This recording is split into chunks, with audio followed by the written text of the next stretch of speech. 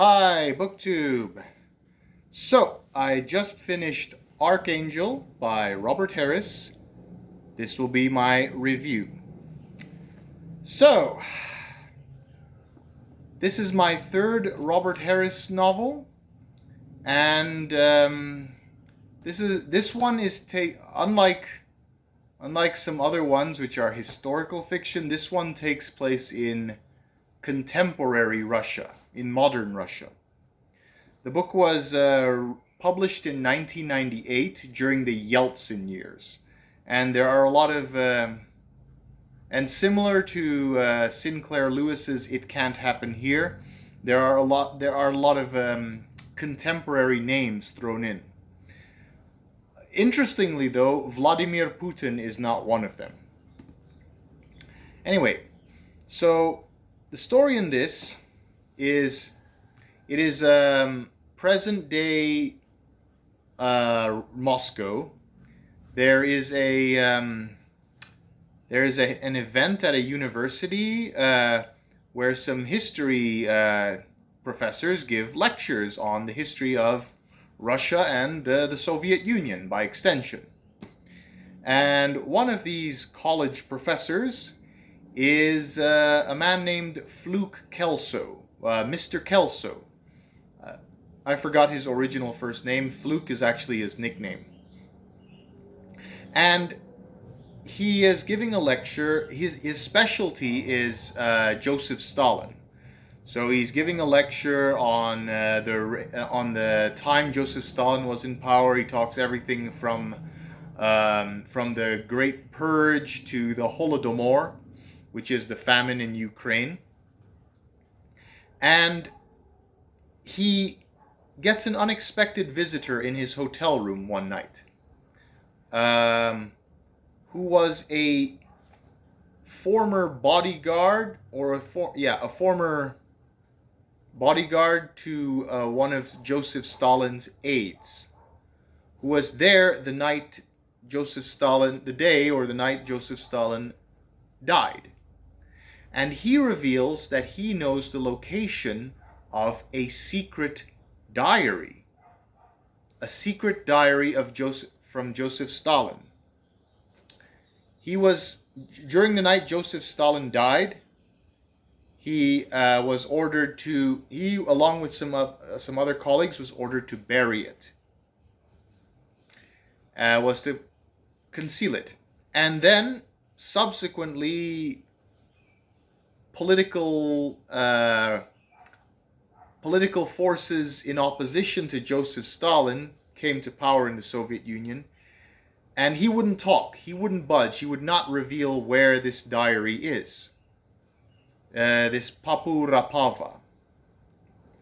And so he was put in a gulag for several decades before being released.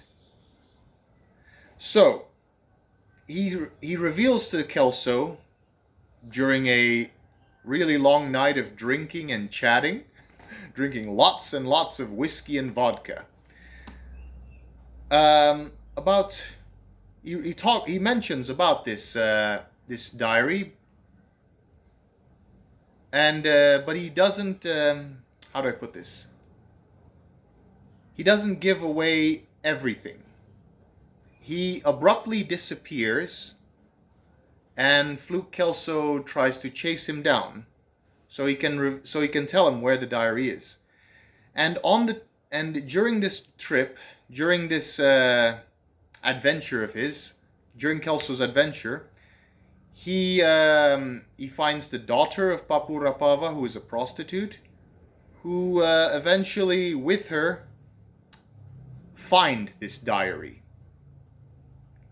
And this diary leads them to a remote city in northern Russia called Archangel, hence the title name, where Kelso finds something that should not exist. Because he finds the diary, and the diary directs him to Archangel, where he finds something that should not exist. And that's all I'm going to tell you about the plot. So no more spoilers. During the course of this, during this quest to find the diary and following the clues in the diary that take him to Archangel. He runs across a lot of shady characters, and the atmosphere of post-Soviet Russia is very vividly explained, where there's poverty and absolute misery everywhere. And Robert Harris notes that that Russia is ripe for dictatorship. And this was, now remember, this was written in the Yeltsin years in 1998. And what happened a year later in December 1999? The setting, by the way, of this book, it was published in 1998, but the story takes place in October 1998. I don't know when the book was published, but it was in the same year. But what happens about a year later, a little over a year later? Vladimir Putin comes to power. So it was very prescient.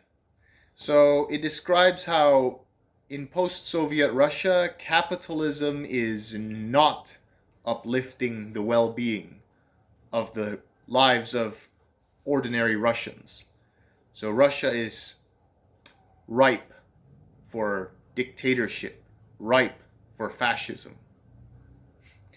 And there was one intelligence officer or policeman called Suvorin. He's one of the point of view characters in this book. He's a good man. He gave Kelso an opportunity to saying, "Don't stick your nose where it doesn't belong. Get on the plane. I'm gonna make sure you're gonna get on the airplane and leave now."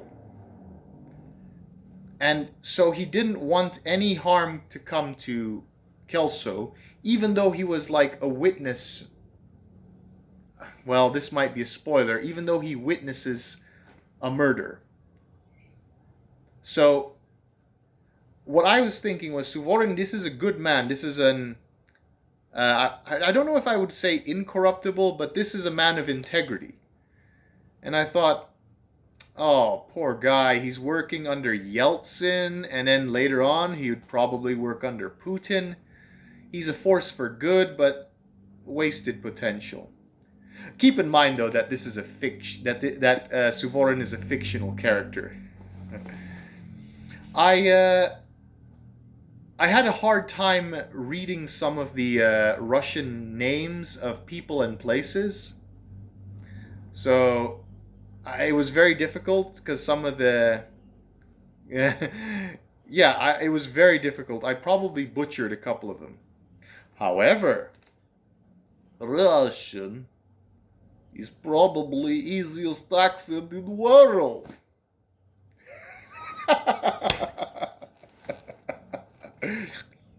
I'm sorry. I don't mean to mock, but I hope you can let me have some fun here. You gotta find something to poke fun at, you know? We Dutch, by the way, like to poke a lot of fun at the Belgians. Look that up. Anyway, tangent over. I love this book. The ending was very... Oh, it really reached a high climax.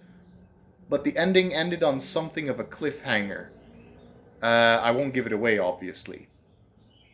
Ended on something of a cliffhanger. But the build-up was so exciting. It read very much like a detective noir novel. So I loved it. I love this book. And so yeah, that's I love that novel. There is something that I wanted to say that just slipped my mind right now. So I'm trying to recall what it was. Oh boy, I'm gonna regret this. I'm gonna skip over that. But yeah, I love this novel. I rate it a 9 out of 10.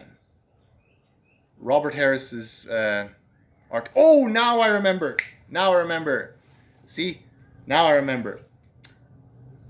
This follows a similar trend to two of his other books, where the main hero, Kelso, where the protagonist has an opportunity to turn back before he can dig himself into a deeper hole. So if Kelso had taken the easy way out, had taken the safe way out, had chickened out like me, like I would, he'd have gotten on the airplane and he wouldn't have continued digging and digging.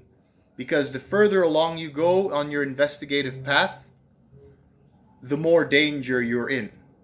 And it's the same pattern in three of Robert Harris's books that I've seen now.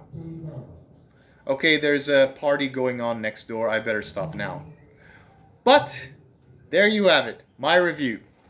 Have a nice day.